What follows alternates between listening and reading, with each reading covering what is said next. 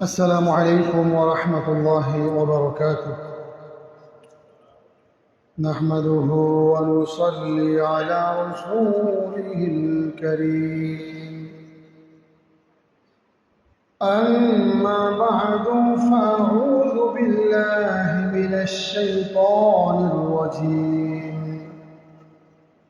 بسم الله الرحمن الرحيم.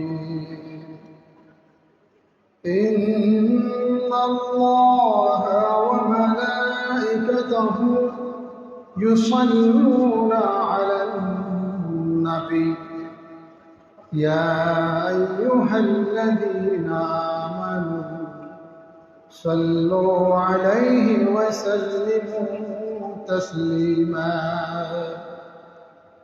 اللهم صل على محمد وعلى آل محمد كما صليت على إبراهيم وعلى آل إبراهيم إنك حميد مجيد. اللهم بارك على محمد وعلى آل محمد كما باركت على إبراهيم وعلى آل إبراهيم إنك حميد مجيد. بلغ العلا بكماله كشف الدجى بجماله حسنت جميع خصاله صلوا عليه وآله. بلغ العلا بكماله كشف الدجى بجماله حسنت جميع خصاله صلوا عليه وآله. আলহামদুলিল্লাহ।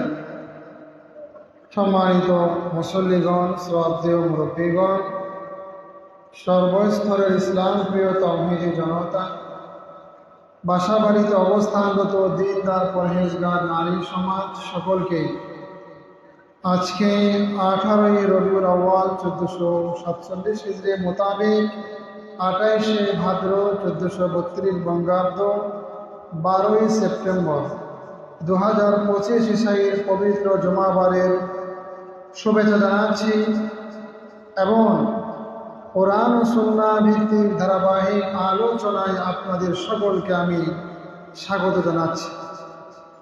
আসুন মহান মালিকের আলিশান শাহী দরবারে স্বতঃস্ফূর্তভাবে কালিমাতুশ শুকরিয়া আমরা আদায় করে নিই, যিনি আমাদেরকে জাগতিক সব ধরনের ব্যস্ততা থেকে ফারিগ করে মুক্ত করে আল্লাহর ঘর মসজিদের মেহমান হওয়ার তৌফিক দান করেছেন। কোরআন ও সুন্নাহ থেকে কিছু বলার এবং আমাদেরকে শোনার তৌফিক আল্লাহ রাব্বুল আলামিন ইনায়াত করেছেন। রাসূল করিম সাল্লাল্লাহু আলাইহি সাল্লামের শিখানো ভাষায় আমরা সকলে কালিমাতুশ শুকরিয়া আদায় করছি। এক যুগে সকলে পাঠ করুন আলহামদুলিল্লাহ। সম্মানিত মুসল্লিগণ, অত্যন্ত ফজিলতপূর্ণ এবং বরকতময় মাস আমাদের মাঝে অতিবাহিত হচ্ছে। চন্দ্র মাস হিসেবে যে মাসটি আজকে আমরা অতিবাহিত করছি 18 তারিখ, এই মাসের আজকে অতিবাহিত হতে চলেছে রবিউল আউয়াল মাস। আপনারা সকলেই অবগত আছেন এই মাসটা হচ্ছে সর্বকালের সর্বশ্রেষ্ঠ মহামানব আল্লাহ রাব্বুল আলামিনের পরে যার আসন, আল্লাহ রাব্বুল আলামিনের পরে যার শান মান মর্যাদা, ঠিক কিনা বলেন? আল্লাহর হাবিব সাল্লাল্লাহু আলাইহি ওয়াসাল্লামের মর্যাদা কোথায়? আল্লাহর পরেই তার মর্যাদা। সেই নবী কুলের শিরোমণি সর্বকালের সর্বশ্রেষ্ঠ মহামানবের আগমনের মাস এই রবিউল আউয়াল মাস। এই দিক থেকে আমরা এই মাসটাকে মিলাদুন নবীর মাস বলি, নবীর আগমনের মাস, নবী আলাইহিস সালামের জন্মের মাস আমরা বলে থাকি। আবার আরেকটা দিক বিবেচনায় যদি আমরা একটু লক্ষ্য করি, ইতিহাস বলছে সন্দেহাতীতভাবে এটি প্রমাণিত এবং ঐতিহাসিকভাবে এটি স্বীকৃত বিষয় যে এই মাসের 12ই রবিউল আউয়াল মহানবী সাল্লাল্লাহু আলাইহি ওয়াসাল্লাম এই দুনিয়া থেকে বিদায় নিয়েছে। তাহলে অপর দিক থেকে এই যে ঐতিহাসিক চরম সত্য যে মহানবী সাল্লাল্লাহু আলাইহি ওয়াসাল্লাম এই মাসে আগমন করেছেন বটে, আবার এই মাসে মহানবী সাল্লাল্লাহু আলাইহি ওয়াসাল্লাম আমাদেরকে এতিম করে, উম্মতে মুহাম্মাদিয়াকে এতিম করে দুনিয়া থেকে বিদায় নিয়েছেন কি এই রবিউল আউয়াল মাসে। আবার তারিখটা কোন তারিখে বলেন? কোন তারিখ? 12ই রবিউল আউয়াল। মহানবী সাল্লাল্লাহু আলাইহি ওয়াসাল্লাম দুনিয়ায় আগমন করেছেন ঠিক কত তারিখে, এই বিষয়টা নিয়ে আমরা গত জুমায় কথা বলেছি যে যেহেতু ওই সময়ে মহানবী সাল্লাল্লাহু আলাইহি ওয়াসাল্লামের জন্মের যে সময়টা ছিল, শিশু নবী খাজা আব্দুল মুত্তালিব তিনি তার দাদা, বাবাও তার বেঁচে নেই, নবী আলাইহিস সালাম মা একজন মহিষী রমণী, তিনিই বার কত তারিখ লিখে রাখেন ইত্যাদি নানাবিধ কারণে জন্ম তারিখটি এটি কি 8ই রবিউল আউয়াল নাকি 10ই রবিউল আউয়াল নাকি 12ই রবিউল আউয়াল নাকি আরও কোনো অন্য তারিখ, এটা নিয়ে আপনারা যদি ইতিহাস সার্চ করেন, অন্বেষণ করেন, আশা করি বিস্তর মতভেদ আপনারা পেয়ে যাবেন। তাহলে সারাংশ কথা এই দাঁড়ায়, আল্লাহর হাবিব সাল্লাল্লাহু আলাইহি ওয়াসাল্লামের দুনিয়ায় আগমনের তারিখটা কিন্তু ফিক্সড করে আমরা কেউ বলতে পারছি না। তবে সম্ভাবনাময় তারিখ হিসেবে আমরা বলছি 10 তারিখ হতে পারে, 8ই রবিউল আউয়াল হতে পারে, এবং অধিকাংশ ঐতিহাসিকবিদদের মধ্যে 12ই রবিউল আউয়ালকে মহানবী সাল্লাল্লাহু আলাইহি ওয়াসাল্লামের আগমনের তারিখ এটা ঘোষণা করা হয়েছে। আমরা মেনেই নিলাম 12ই রবিউল আউয়াল মহানবী সাল্লাল্লাহু আলাইহি ওয়াসাল্লামের আগমন দুনিয়ায় ঘটেছে। এই জন্য আমরা কি এই নারাজ নাকি বলেন তো? 12ই রবিউল আউয়াল নবী আলাইহিস সালাম দুনিয়াতে আগমন করেছেন, এই জন্য দুনিয়ার মধ্যে মুসলমানকে আমি বাদে দিলাম, কোনো অমুসলিমও তো অসন্তুষ্ট নয়। কথা বলেন ঠিক কিনা? অমুসলিমরা পর্যন্ত নবীর আগমনে এত খুশি হয়েছে যে নবী আলাইহিস সালামের যুগে ওই যে আবু লাহাব ছিল, সে তার নিজের বাদী যে দাসী ছিল, ওই যুগে দাসের প্রথা ছিল আর কি। সে তার দাসী যখন গিয়ে বলছে, মনিব আপনার একটা ভাতিজা হয়েছে এই সংবাদটা শুনে, ছেলে হলে তো সবাই খুশি হয়, আছে না? আমাদের সমাজে এটা কিন্তু রেওয়াজ আছে, ছেলে হলে ওই পরিবারের সবাই খুশি যে ছেলে হয়েছে, এটা আমাদের বংশের প্রদীপ, এটা মনে করা হয়। আমি আপনাদেরকে অনেক আগে বলেছিলাম, ছেলে হোক মেয়ে হোক বংশের প্রদীপ ছেলে, এই কথাটা একটা কুসংস্কারমূলক কথা। বংশের প্রদীপ ছেলে থেকেও হতে পারে, মেয়ে থেকেও আপনার বংশের ক্রম এটা বাড়তে পারে। যেমন মহানবী সাল্লাল্লাহু আলাইহি ওয়াসাল্লামের তো কোনো ছেলে সন্তান বাঁচেনি, মহানবী সাল্লাল্লাহু আলাইহি ওয়াসাল্লামের চারজন কন্যা সন্তান ছিলেন, এদের মাঝে কেবলমাত্র হযরত ফাতেমাতুজ জাহরা সাইয়্যিদাতু নিসাই আহলিল জান্নাহ, হযরত ফাতেমা রাদিয়াল্লাহু আনহা থেকে হাসান হুসাইনের মাধ্যমে নবী আলাইহিস সালামের বংশ কিয়ামত পর্যন্ত বিস্তার করতেছে। কথা বলেন ঠিক কিনা? তাহলে ছেলে হলেই আমরা বংশের প্রদীপ বলি, তাহলে আমার মেয়ে হলে ওটা কেন বংশের প্রদীপ হতে পারে না? বোঝা গেল ছেলে হলে তাকে বংশের প্রদীপ বলাটা এটি একটি কুসংস্কার, বই কিছুই নয়। কথা আপনাদের বুঝতে পারলে মনে হয়। ছেলে হোক মেয়ে হোক, ইসলামে এর অনেক অনেক সম্মান আর মর্যাদা রয়েছে। নবী আলাইহিস সালামের আগমনের সংবাদটা পেয়ে খুশিতে আনন্দে আত্মহারা হয়ে সে তার বাদীকে বলল, যাও তুমি আজকে থেকে আজাদ, তোমাকে স্বাধীন করে দিলাম, এমন একটা সুসংবাদ তুমি আমাকে দিয়েছ। আমি আপনাদের বোঝাতে চাচ্ছিলাম, নবী আলাইহিস সালামের আগমনে মুসলমান তো খুশি তো আছেই, পৃথিবীর সকল অমুসলিমরা পর্যন্ত সেদিন এবং এখনো কোনো মানুষ নবীর আগমনে অসন্তুষ্ট ইতিহাসের পাতায় নেই। কথা বলেন আছে কিনা? নাই। আমরাও নবী আলাইহিস সালামের আগমনে খুবই আনন্দিত এবং খুবই আমরা প্রফুল্ল, খুবই খুশি। নবী আলাইহিস সালামের আগমনের তারিখটাকে 12 তারিখ আমরা মেনেই নিলাম।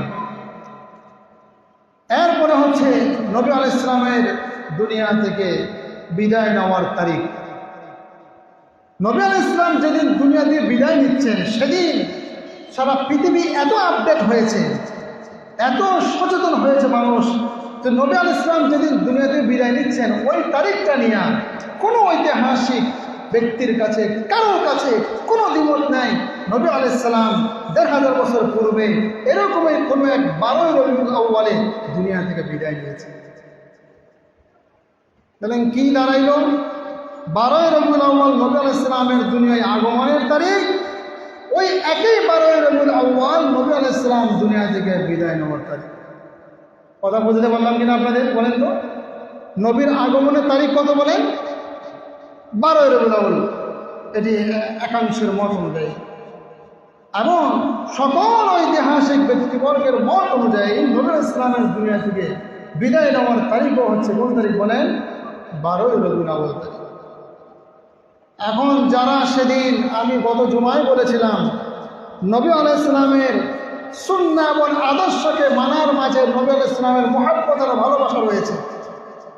গত জুমায় আমি হাদিস আপনাদেরকে শোনাইছিলাম। রাসূল বলেছেন, মান আহাব্বা সুন্নতি ফাকাদ আহাব্বানি, যে আমার সুন্নাহকে মুহাব্বত করে, আমার সুন্নাহকে পালন করে, সে যেন আমি রাসূলকে ভালোবাসে।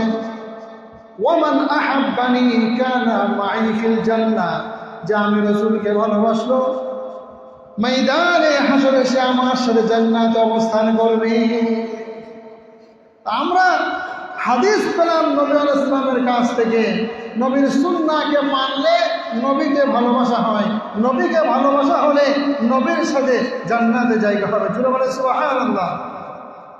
কিন্তু দুঃখজনক হলেও সত্য হচ্ছে যে আমরা না জেনে হুজুগে গা ভাসিয়ে দিয়ে 12 রবিউল আউয়ালকে কেন্দ্র করে যে সমস্ত কর্মকাণ্ড আমরা করে থাকি, এর কোনো ভ্যালু কি ইসলামে আছে? এর কোনো ভিত্তি কি কোরআন সুন্নাহর মাঝে আছে? যেটা আপনারা দেখেছেন 12 রবিউল আউয়ালকে কেন্দ্র করে জশ্নে জুলুসে ঈদে মিলাদুন নবীর নামে বিশাল সমারোহ বের করে তারপরে এই বাংলাদেশের সবচেয়ে সর্ববৃহৎ দ্বীনি শিক্ষা প্রতিষ্ঠান উম্মুল মাদারিস খ্যাত হাটহাজারী দারুল উলুম নূরুল ইসলাম মাদ্রাসায় যেইভাবে নেককারজনক হামলা হয়েছে, এটা কোনো মুসলমান তো দূরের কথা, অমুসলিমরা পর্যন্ত করতে পারে না। কথা বলেন ঠিক না? আমার সাথে আপনারা মনে হয় একমত নয়। কথা বলেন আপনারা? কোনো শিক্ষা প্রতিষ্ঠানে মুসলমান কেন কোনো অমুসলিম হামলা করতে পারে? পারে না। হাটহাজারী মাদ্রাসার পাশেই কিন্তু হিন্দু সম্প্রদায়ের মন্দির অবস্থিত। আবহমান কাল ধরে সেই মন্দিরে যখন পুজো পার্বণ হয় সেখানকার শিক্ষার্থীরা পর্যন্ত তাদের সাথে কথা বলে, যদি প্রয়োজন পড়ে তাদেরকে পাহাড়দারি করে। আবার ওরাও ওই মাদ্রাসার সাথে খুবই শান্তিপূর্ণ সম্পর্ক বজায় রেখে আবহমান কাল থেকে পর্যন্ত চলে আসছে। সুন্নি নামদারি তথাকথিত মাথার পূজারীরা যেইভাবে কোরআনের শিক্ষার্থীদেরকে গত 12 রবিউল আউয়ালে নেককারজনকভাবে হামলা করেছে, আমরা এর তীব্র নিন্দার প্রতিবাদ জানাই। কথা বলেন ঠিক না? 12 রবিউল আউয়াল পালন করছো, তুমি কি পালন করছো? নবীর আপাদমস্তক সুন্নাহ যাদের গায়ে, মাথা থেকে পা পর্যন্ত তাকালে, যাদের দিকে তাকালে পরে রাসূলের সুন্নাহ এখানে ফুটে ওঠে, ওরকম কোরআনের শিক্ষার্থীদেরকে তোমরা ধরে ধরে মেরেছ, তাদেরকে রক্তাক্ত করেছে, মেরে ফেলার জন্য তাদের উপর আক্রমণ করেছে। ওই কোরআনের শিক্ষার্থীরা চিটাগং মেডিকেল কলেজে ভর্তি হয়েও সেখানেও যারা পার পাচ্ছে না, ওখানে গিয়েও এই তথাকথিত সুন্নি মাজার পূজারীরা মুশরিকরা গিয়ে নেককারজনকভাবে হামলা করেছে। তারাও বুঝি আবার আশেকের রসুল।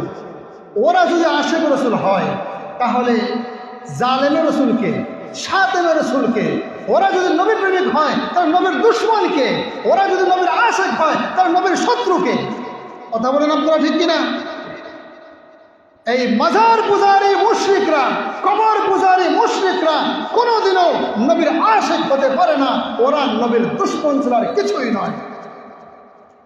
সেজন্য আমি বলছিলাম নবীর জন্মদিবস পালন করার জন্য আপনি জশ্নের জুলুসে এই যে মিলাদুন নবীর নামে বিরাট বড় জুলুস বের করেছেন, করার পরে উস্কানিমূলক বক্তব্য দিয়ে নবীর আশিকদের উপরে আপনি সেখানে হামলা করলেন। আমি আপনার কাছে জানতে চাই কিসের দলিলে, কোন দলিলের ভিত্তিতে ঈদে মিলাদুন নবী নামে আপনি তৃতীয় আরেকটা ঈদ পালন করলেন? আমি যদি বলি ওই 12ই রবিউল আউয়াল তো আমার নবীর দুনিয়া থেকে বিদায় নেওয়ার তারিখ, আর এটার দিকে লক্ষ্য করে ওদিন আমাদের সকলেরই কান্না করা উচিত। সবাই আমাদের খুবই কান্নাকাটি করা দরকার ছিল যে হায় আফসোস 12ই রবিউল আউয়াল তো আমার নবী এই দুনিয়া থেকে বিদায় নিয়েছে। কথা বলেন আপনারা ঠিক কিনা? যুক্তি আছে নাই বলেন? নবী আলাইহিস সালাম নিজের জন্মদিনে তিনি রোজা পালন করতেন। তোমরা কেমন আশিকে রাসূল, তোমরা সেই দিনের জশ্নের জুলুসে ঈদে মিলাদুন নবীর নামে তোমরা বিশাল গাড়ি দিয়ে শোডাউন বের করে কোথায় থেকে কোন এক ভণ্ডকে গাড়ির মধ্যে বসায় দিয়া তার গায়ে ফুল ছুটাচ্ছ, তার গায়ে তোমরা ফুলের মালা দিচ্ছ। আসলে কি এটা ওর জন্মদিন না নবীর জন্মদিন? জন্মদিন যার তার গলায় মালা ওঠা উচিত, কিন্তু আমরা মেনেই নেই জন্মদিন পালন করা হবে। জন্মদিন হলো তাদের বক্তব্য অনুযায়ী নবী আলাইহিস সালামের 12ই রবিউল আউয়াল জন্ম তারিখ। তাই নবী আলাইহিস সালামের গলায় ফুলের মালা ওঠা উচিত। নবীকে তুমি পাইবে কোথায়? তুমি গিয়ে আরেকজন কোন ব্যক্তিকে পাকিস্তান থেকে ভাড়া করে এনে তার গলায় ফুলের মালা চড়াই দিলা। এর চেয়ে বুকামি আর ভণ্ডামি কি হতে পারে? নবীর জন্মদিনে অন্য একজন ব্যক্তিকে এনে গাড়িতে বসে শোডাউন করে তার গায়ে ফুল ছেড়ানো হচ্ছে। মানুষ কি এমনও বোকা হতে পারে? নবীর জন্মদিনে নবীর জন্ম তারিখকে স্মরণ করে আবার আপনার উচিত হচ্ছে সেই দিন রোজা পালন করা, সেই দিন এরকম জুলুস বাহির করা নয়। অপর দিক থেকে নবী আলাইহিস সালামের যেহেতু দুনিয়া থেকে বিদায় নেওয়ার তারিখ 12ই রবিউল আউয়াল, সর্বজন স্বীকৃত, কোনো ঐতিহাসিক ব্যক্তির মধ্যে এখানে কোনো মতবিরোধ নেই, ইতিহাস স্বীকৃত একটি বিষয়। 12ই রবিউল আউয়াল নবী আলাইহিস সালাম আমাদেরকে এতিম করে, উম্মতে মুহাম্মদিয়াকে এতিম করে দুনিয়া থেকে বিদায় নিয়েছেন। এই জন্য 12ই রবিউল আউয়াল যখনই ফিরে আসবে তখনই নবীর প্রেমিক হিসেবে, নবীর আশিক হিসেবে, নবীর আশিক রসুল হিসেবে আমার আপনার সেই দিন খুবই কান্নাকাটি করা দরকার ছিল। হায় আফসোস আমার নবী, আপনাদের নবী, নবী কুলের শিরোমণি, সর্বকালের সর্বশ্রেষ্ঠ মহামানব আজকে 12ই রবিউল আউয়াল দুনিয়া থেকে বিদায় নিয়েছেন। এই দিনটি আমার আপনার জন্য খুবই ব্যথার দিন, খুবই শোকাবহ। কথা বলেন ঠিক কিনা? এই জন্য ইসলামে কোনো ব্যক্তি নবী হোক আর অন্য সাধারণ মানুষ হোক জন্মদিবস পালন করার কোনো ভিত্তি ইসলামে নাই। ঠিক তেমনিভাবে কোনো ব্যক্তির মৃত্যু দিবস পালন করার কথাও ইসলামে নাই। যদি তর্কের খাতিরে আপনারা কিছুক্ষণের জন্য মেনে নেই যে না জন্মদিবস পালন করতে হবে, তাহলে কার জন্মদিবস পালন করবেন? যে আমার নবীর জন্মদিবস আমরা পালন করব। তাহলে যদি আমি প্রশ্ন করি, নবীর বাবা যিনি নবীর জন্মদাতা পিতা তারও তো অনেক সম্মান। কথা বলেন ঠিক কিনা? এত আছে আমার কথা বলে বুঝতেছে না। নবীর বাবা যিনি, তার সম্মান ইসলামে আছে না? বলেন কম না বেশি? অনেক অনেক বেশি, কারণ তিনি নবী আলাইহিস সালামের জন্মদাতা পিতা। আরে যে হাফেজ আলেমের বাবা হওয়ার কারণে হাফেজ সাহেবের সম্মান মর্যাদা অনেক বেশি। এই জন্য হাফেজ সাহেবের বাবাকে ময়দানে হাসরে নূরের তাজ পরায় দেওয়া হবে। সুবহানাল্লাহ বলেন।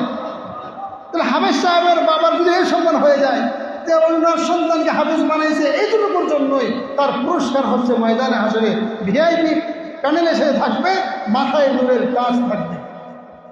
তাহলে যেই নবীর বাবা খাজা আব্দুল্লাহ নবীকে জন্ম দিয়েছেন, সেই নবীর বাবার সম্মান মর্যাদা কত বেশি হতে পারে?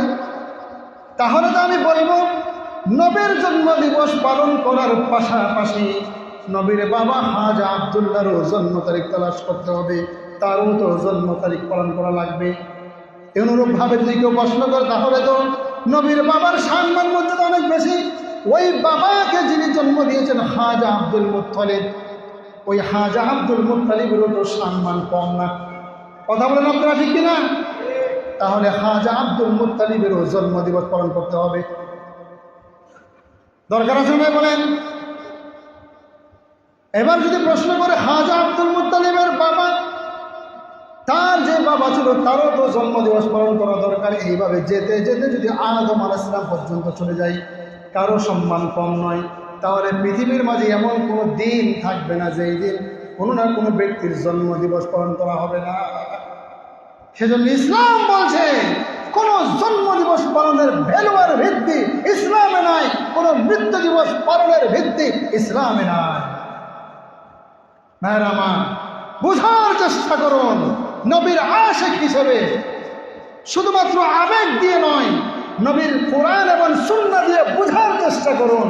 ভণ্ড এক ব্যক্তি বলেছিল, নাম বললাম না, ও বলছে কোনো দলিল লাগবে না, আমি মুহাব্বতের ভালোবাসা নিয়ে আমার ভালোবাসার দাবিতে আমি নবীর নামে ঈদ পালন করব। ভালোবাসা এবং মুহাব্বতের কারণে সে নাকি তার মন মতো নবীর জন্য ঈদ পালন করবে। তো কোনো একজন তার বক্তব্যের জবাব দিতে গিয়ে বলেছিল, আমারও আপনার ওয়াইফের প্রতি খুব ভালোবাসা, খুব মহব্বত আছে। আপনার ওয়াইফকেও আমিও কিছু সময়ের জন্য ওই ভালোবাসার দাবি নিয়ে আমিও পেতে চাই। কোনো দলিল লাগবে না, বিনা দলিলে আমার মহব্বত আর প্রেম আর ভালোবাসার টানে তোমার ওয়াইফকে আমি 1 ঘন্টার জন্য চাই, তুমি কি দিবা? নাউজুবিল্লাহ বলেন না সবাই, নাউজুবিল্লাহ। মহব্বতের দাবি দিয়া মনে যা চায় তা করে নবীর নামে আপনি মহব্বত প্রকাশ করতে গিয়ে ঈদ পালন করবেন, মনে যা চায় তা পালন করবেন। এটি হতে পারে না। মন গড়া মহব্বত এর কোনো ভ্যালু ইসলামে নেই।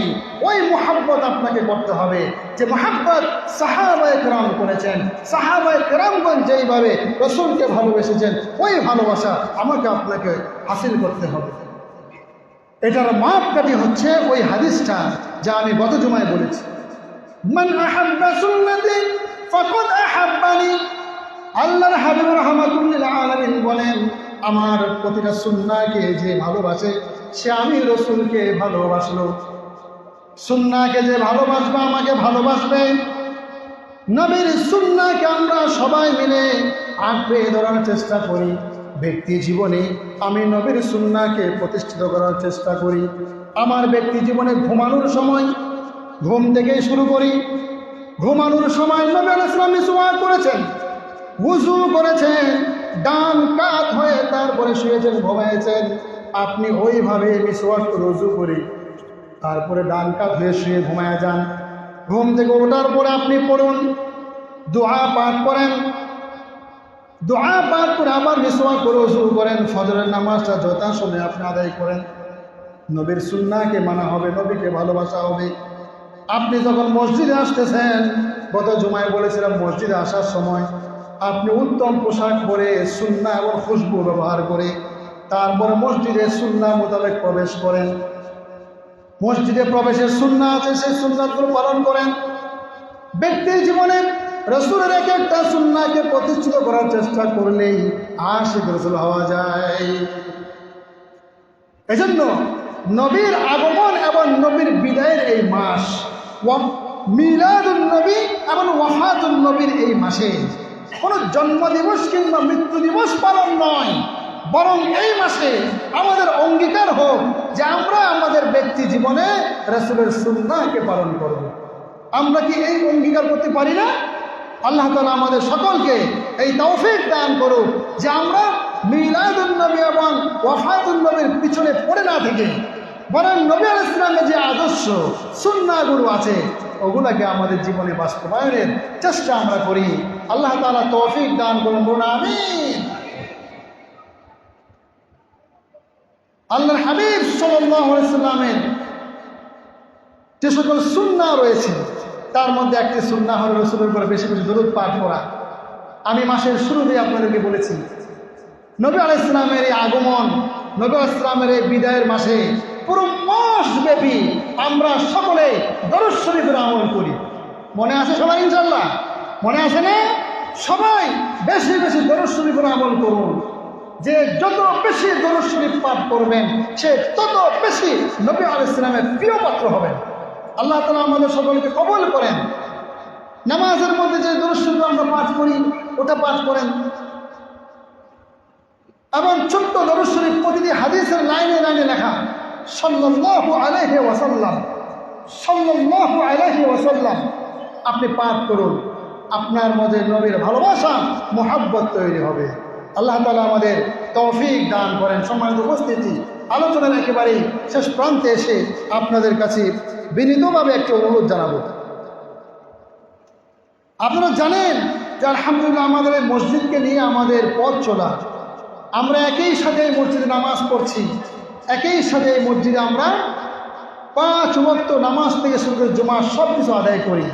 গত জুমায় আপনাদের কাছে আমি আহ্বান রেখেছিলাম যে মসজিদে যখন আমরা আসি, গোসল করে উত্তম পোশাক পরে যখন মসজিদে আমরা আসি, তখন খুব মনে করে খেয়াল করে কমপক্ষে 10 টাকার একটা নোট আমার পকেটে করে আল্লাহর ঘর মসজিদের নিয়তে আমি যেন নিয়ে আসি। এই আমলটা আমি চাই আপনারা সকলেই সবাই মিলে দ্রুত বাস্তবায়ন করার চেষ্টা করুন। কোরআনে হাকিমের মধ্যে আল্লাহ রাব্বুল আলামিন বলছেন যে আমার এই মসজিদকে আবাদ কারা করবে। সূরা তাওবার মধ্যে আয়াত আছে, আমি খুব সংক্ষেপে আপনাদেরকে বলবো। এই আয়াত আগামী জুমায় বিস্তীর্ণ আলোচনা হবে। আল্লাহ সুবহানাহু ওয়া তাআলা বলছেন যে মসজিদগুলা, প্রতিটা মহল্লায় মসজিদ আছে। এই মসজিদ 1টা 2টা 3টা একাধিক মসজিদ আছে। মাইনে এই নয় যে আপনি একটা মসজিদের সাথে সংশ্লিষ্ট হওয়ার পরে বাকি আশেপাশে আরও কয়েকটা মসজিদ আছে, ওগুলোর দিকে ফিরেও তাকানো যাবে না, এমন ওগুলোতে যাওয়াও যাবে না। মন মানসিকতা এমনটা না, বরং একটা মসজিদে আমি তো প্রতিনিয়ত নামাজ ইত্যাদি আদায় করবই, বাকি যে মসজিদগুলো আছে ওগুলোরও খোঁজ খবর মাঝে মাঝে রাখা। কিন্তু আমাদের মাঝে অনেক সময় এমন হয়ে যায়, ইচ্ছায় অনিচ্ছায় কিংবা ব্যক্তিগত আক্রোশ থেকে, ব্যক্তিগত রাগ ক্ষোভ থেকে, ক্রোধ থেকে আমরা কি করি, বাস একটা মসজিদকে ছেড়েই দিলাম। নাউযুবিল্লাহি মিন যালিক। আমি আপনাদেরকে বলি, আল্লাহ মাফ করুক, ব্যক্তিগত রাগ ক্ষোভ থেকে কেউ যদি আল্লাহর ঘর মসজিদকে ছেড়ে দেয়, আল্লাহর ঘর মসজিদের ব্যয়ভার এটা বহন করা বন্ধ করে দেয়, মসজিদেও তাকে ছেড়ে দিবে। জুড়ে বলেন নাউযুবিল্লাহ, আরো জুড়ে বলেন নাউযুবিল্লাহ। মসজিদ ব্যক্তিগত রাগ ক্ষোভ সব কিছুর ঊর্ধ্বে হচ্ছে কি আল্লাহর ঘর মসজিদ। আল্লাহ রাব্বুল আলামিন বলছেন এই মসজিদগুলোকে আবাদ কারা করে শোনো। ইন্নামা ইয়া'মুরু মাসাজিদাল্লাহ, নিশ্চয়ই মসজিদ সমূহকে আবাদ করে মান আমানা বিল্লাহ, যারা আল্লাহ রাব্বুল আলামিনের উপর ঈমান আনে, অর্থাৎ মুমিনগণ মসজিদ আবাদ করে। ওয়াল ইয়াউমিল আখির, যাদের মাঝে এই গুণ আছে, পরকালকে বিশ্বাস করে যে আমার বিচার হবে, আমি যদি ন্যায় করি সেটারও প্রতিফলন পাব, আর যদি আমি অন্যায় করি আমার সে অন্যায়ের বিচার হবে। আমি আপনাদের কাছ থেকে জানতে চাই, পরকালের বিচার সবার জন্য আছে না নাই? জুড়ে বলেন, এত আসতে বলেন আছে না নাই? পরকালের বিচার আমার আপনার সবার জন্য আছে। রাতের গভীরে এমন বিভিন্ন সময়ে লোকচক্ষুর আড়ালে গিয়ে আমি অপরাধ করতে পারি, কেউ জানলো না, কিন্তু একজন জানেন, তিনি কে বলেন? আল্লাহ রাব্বুল আলামিন। তিনি জানেন, তিনি আমার বিচার করবেন কি করবেন না বলেন। সুতরাং মুমিনদের এই গুণ থাকতে হবে, মান আমানা বিল্লাহি ওয়াল ইয়াউমিল আখির, আল্লাহর উপর ঈমান এবং আস্থা বিশ্বাস শতভাগ থাকতে হবে। ওয়াল ইয়াউমিল আখির, পরকালকে বিশ্বাস করতে হবে। 2 নম্বর গুণ ওয়াকামাস সালাত, মুমিন সালাত কায়েম করবে, ব্যক্তিগত রাগ ক্ষোভ থেকে মসজিদে আসা ছেড়ে দিতে পারবে না। যদি কোনো ব্যক্তি ব্যক্তিগত রাগ ক্ষোভের কারণে মসজিদে এসে জামাতের সাথে নামাজ পড়াকে ছেড়ে দেয়, খোদার কসম করে বলি সে কখনো পরিপূর্ণ মুমিন হতে পারবে না। এই আয়াত দলিল হিসেবে আপনাদের সামনে পেশ করলাম। ব্যক্তিগত কারণে রাগ ক্ষোভ নিয়ে আমি যদি মসজিদে আসা ছেড়ে দেই, জামাতকে ছেড়ে দেই, নামাজকে ছেড়ে দেই, একা একা বাসার মধ্যে নামাজ পড়ে নিলাম, আপনি পরিপূর্ণ মুমিন হতে পারবেন না। নাউযুবিল্লাহি মিন যালিক। এরপরে বলছেন ওয়াতাজ যাকাত, মুমিন যাকাত প্রদান করবে, এই জায়গার মধ্যে মুমিনের বেশ কয়েকটা গুণ সিফাতকে তুলে ধরা হয়েছে।